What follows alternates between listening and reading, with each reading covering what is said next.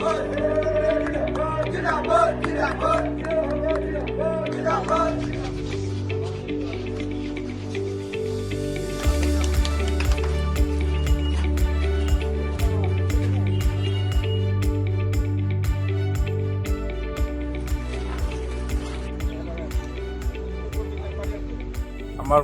সমষ্টিৰ আমাৰ বিটিআৰ চৰকাৰৰ ফালৰ পৰা যি মথনগুৰি সমষ্টি উন্নয়নমূলক পুঁজি MCLA ফাণ্ড, সেই উন্নয়ন পুঁজিৰ জৰিয়তে আমি আজি কেইটামান কাম সম্পন্ন কৰিছিলোঁ।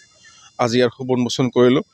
প্ৰথমতে ৰাতিৰ ভাগত উন্মোচন কৰিলোঁ জ্যোতিনগৰৰ জনজ্যোতি সংঘৰ শৌচাগাৰ প্ৰস্ৰাৱগাৰ পকীকৰণ কৰা হৈছিল, নিৰ্মাণ কৰা হৈছিল, সেইটো উন্মোচন কৰিলোঁ।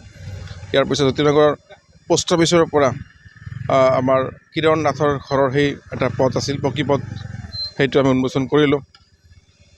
বৰতলাত বেলগুৰিৰ বৰতলা চকত আক্ৰাচুৰ হাউলি মৌজা কাৰ্যালয়টো আমি ইয়াৰ পুনৰ নিৰ্মাণ কৰাইছিলোঁ। পুনৰ নিৰ্মাণ সম্পূৰ্ণ হোৱাৰ পিছত আজি উন্মোচন কৰিলোঁ। মাছুৱা গাঁৱৰ চিলাৰায় সংঘৰ এটি ভৱন আজি উন্মোচন কৰা হ'ল।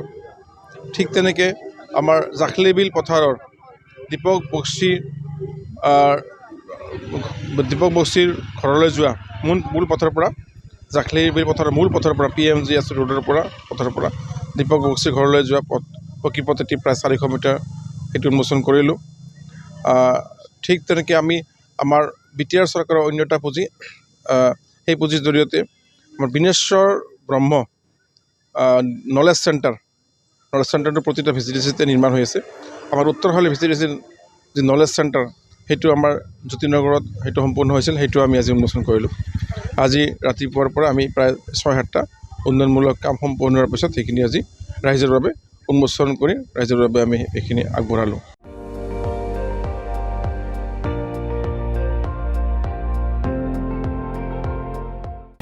আপুনি চাই আছে ND24, সৰ্বশ্ৰেষ্ঠ নহয়, সৰ্বোত্তমৰ দৌৰত।